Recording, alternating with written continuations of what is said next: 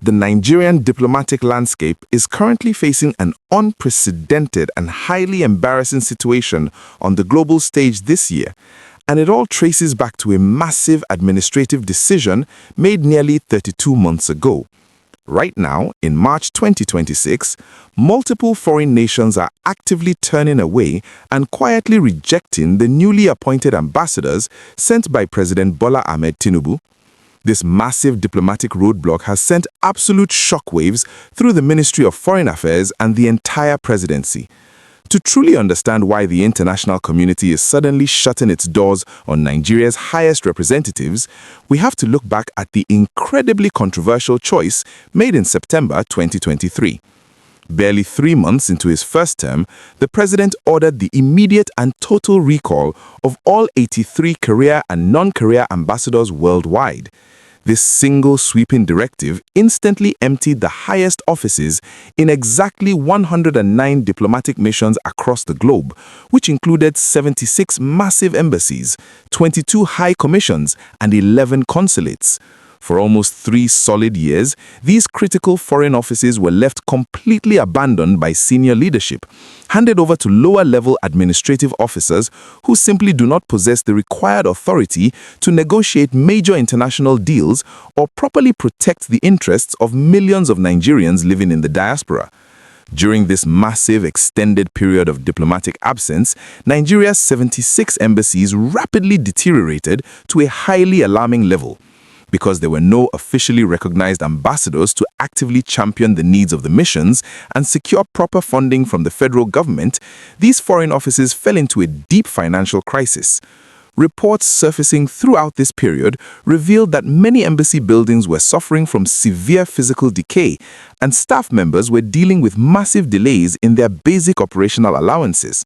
The situation became so incredibly dire that just last month, in February 2026, Nigeria's Auditor General raised a massive public alarm during a budget defense session before the House of Representatives Public Accounts Committee. The Auditor General officially warned the lawmakers that the chronic underfunding of these foreign missions had reached such a terrible state that his office could no longer even effectively audit their financial records. Meanwhile, everyday Nigerians living, working, and studying abroad were forced to bear the massive, frustrating consequences of this abandonment. Citizens seeking basic consular services like passport renewals, visa processing, and emergency assistance reported incredibly long waiting times, completely unresponsive communication channels, and a general feeling of being totally forgotten by their home country. Without strong ambassadors to maintain strict discipline and demand excellence, the quality of service at these 76 embassies dropped to an absolute undeniable minimum, heavily damaging Nigeria's proud image on the international stage. After enduring nearly 30 months of this incredibly damaging diplomatic vacuum, the presidency finally decided to take action early this March. But this delayed response has now triggered a completely new and even bigger problem. President Tinubu recently approved the official deployment of 65 new ambassadors, comprising a mixed list of 31 career diplomats from the Foreign Service and 34 political appointees. This long-awaited list included several highly recognizable political figures, such as former Aviation Minister Fani-Kayode, who was surprisingly assigned to Germany, and popular social media commentator Reno Omokri, who was posted to Mexico. Other notable politicians were also deployed to very important nations like China, Spain, and South Africa. The government hoped that this massive deployment would finally repair the broken relationships and bring fresh energy to the abandoned embassies. However, as we dive deeper into exactly why powerful nations like India are now aggressively rejecting these high-profile appointees and how this massive diplomatic failure could heavily impact Nigeria's economy in the coming months, please take a very quick moment right now to genuinely like this video and forcefully hit that subscribe button. By subscribing to our channel and turning on your notification bell, you ensure that you will never miss out on any of our deeply researched, easy-to-understand daily news breakdowns, and your continuous support allows us to keep bringing you the absolute truth about the biggest political stories shaping our nation today.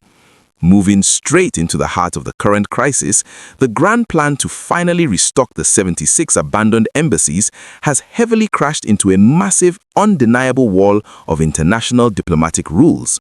Multiple credible reports from senior officials within the Foreign Service have officially confirmed that host countries, heavily led by India, are now using strict diplomatic conventions to completely reject President Tinubu's newly appointed envoys.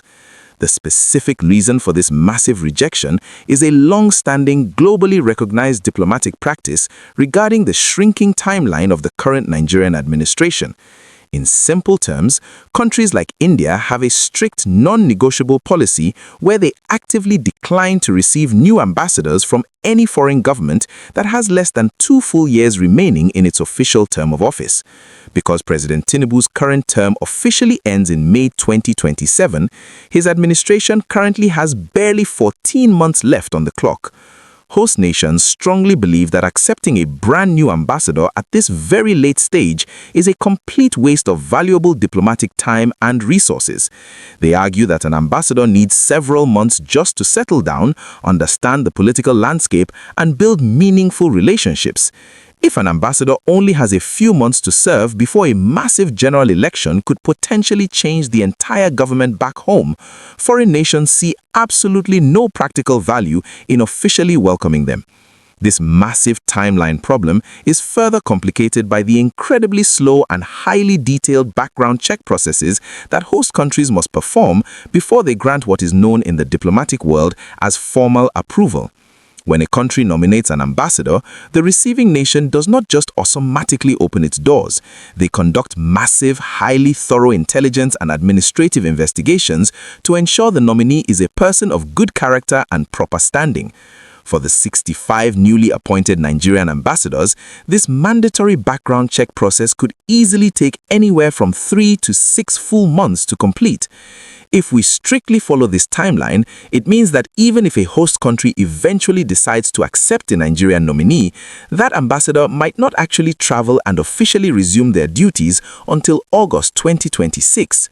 By the time August arrives, the new ambassadors would have roughly 9 short months left in office before the 2027 general elections completely take over the national focus. Foreign diplomats are looking at this incredibly tight mathematical reality and simply shaking their heads, choosing instead to quietly ignore the official requests or actively signal their strong reluctance to accept the Nigerian representatives. As of right now, out of the 65 highly publicized nominees, only a tiny fraction, specifically the designees for the United Kingdom and France, have actually received their formal approval, leaving the vast majority completely stranded in a highly embarrassing diplomatic limbo. The massive international rejection is also heavily tied to the specific type of individuals that the Nigerian government selected for these highly sensitive roles. While friendly nations might occasionally bend their strict timeline rules for highly experienced lifelong career diplomats who deeply understand the complex machinery of international relations, they are usually much less forgiving when it comes to non-career political appointees. Many foreign policy experts have strongly criticized the recent ambassadorial list, arguing that it relies far too heavily on rewarding political loyalists, former governors, and vocal party supporters, rather than prioritizing true diplomatic expertise. When a host country receives a massive file for a political appointee with no prior diplomatic background, especially from an administration with less than 2 years left in power, their immediate reaction is often of deep hesitation. They view the appointment not as a genuine attempt to strengthen bilateral trade or improve mutual relations, but simply as a temporary political reward from the home country. This highly damaging perception makes foreign governments even more comfortable with their decision to firmly reject the envoys. The ultimate result of this massive, deeply complicated situation is that Nigeria's 76 embassies, which have already suffered through nearly 3 years of total abandonment, financial decay, and leadership absence, will likely remain without proper, highly respected ambassadors for the entire remainder of this administration's term. This ongoing diplomatic paralysis heavily prevents Nigeria from aggressively attracting crucial foreign direct investment, severely weakens the country's powerful voice in major international organizations, and leaves millions of hard-working Nigerian citizens scattered across the globe without the strong, dedicated, and highly effective representation they absolutely deserve.